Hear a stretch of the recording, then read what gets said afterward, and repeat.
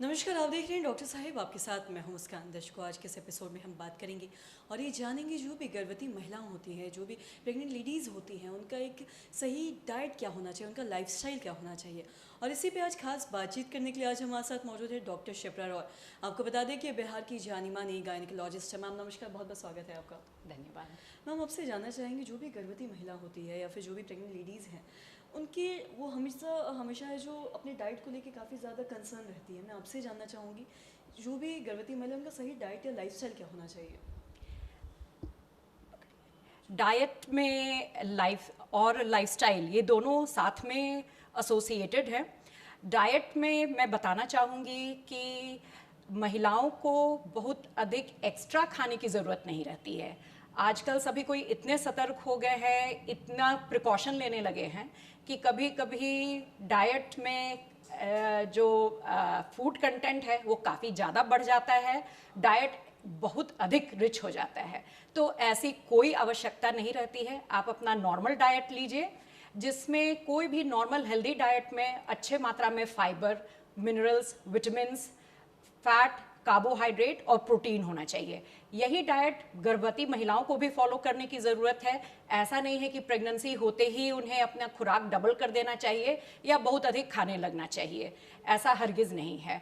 खाने में ध्यान रखना है फाइबर की मात्रा अच्छी हो, क्योंकि प्रेगनेंसी में कॉन्स्टिपेशन का या कब्ज काफ़ी कॉमन है और इसलिए फाइबर का अभी महत्व और अब बढ़ जाता है।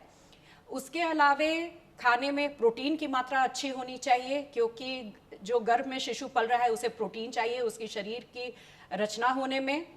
आयरन तो बहुत ही ज़रूरी है, क्योंकि उसे हीमोग्लोबिन सही रहेगा।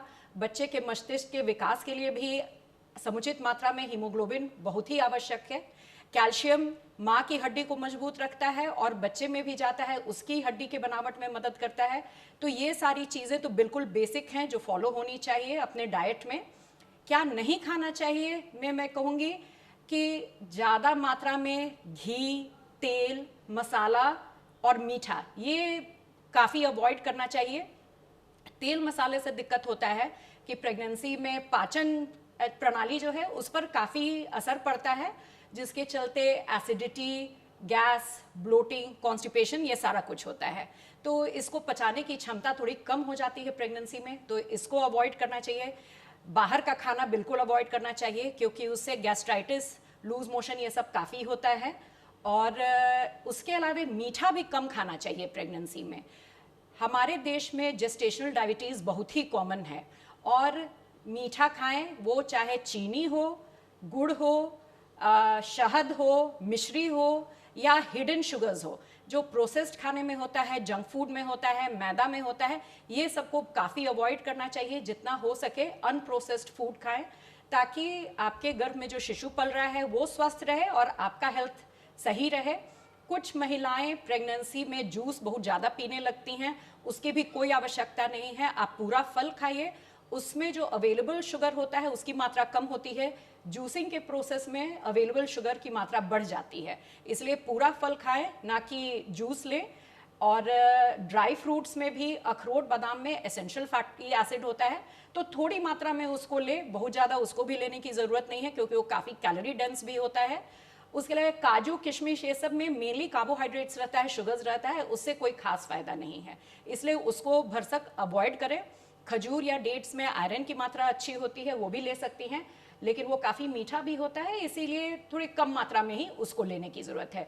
दूध, दही ये सब जरूर लें। बहुत सारी महिलाओं को दूध नहीं पचता है, वो दही या घर का बनाया हुआ पनीर खाएं, वो काफ़ी है प्रेगनेंसी में। और साथ ही जैसा कि आपने दूध दही की बात की है, तो बहुत सारी ऐसी भी चीज़ें हैं जो महिलाएं कई बार ऐसा सोचती हैं कि हमारा बच्चा हेल्दी होगा, इस वजह से ओवर ईटिंग करने लगती हैं। जी तो हाँ। क्या ये सही है?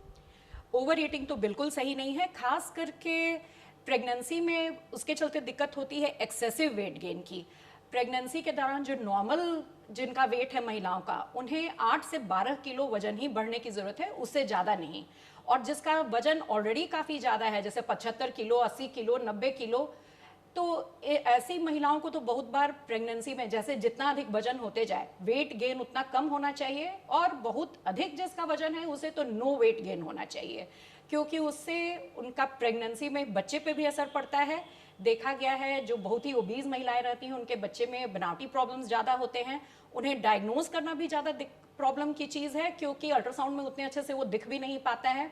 प्रेगनेंसी के दौरान डायबिटीज़ का रिस्क काफ़ी ज़्यादा बढ़ जाता है, हाइपरटेंशन का रिस्क बढ़ जाता है, नॉर्मल डिलीवरी में भी रुकावट आती है जिसका वेट बहुत ज़्यादा हो या जिसने बहुत अधिक वेट गेन कर लिया हो प्रेगनेंसी के दौरान। जैसे मैम बहुत बहुत शुक्रिया तमाम जानकारी देने के लिए।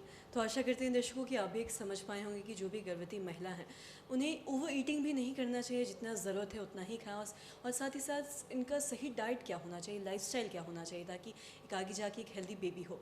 तो आशा करते हैं दर्शकों की जो तमाम जानकारी है आपके लिए लाभदायक रही हो। तो आज की इस वीडियो में इतना ही। अगर आपने अब तक हमारे चैनल को सब्सक्राइब नहीं किया तो तुरंत कर ले, साथ ही हमारे फेसबुक पेज को लाइक करें। वीडियो देखने के लिए आपका धन्यवाद।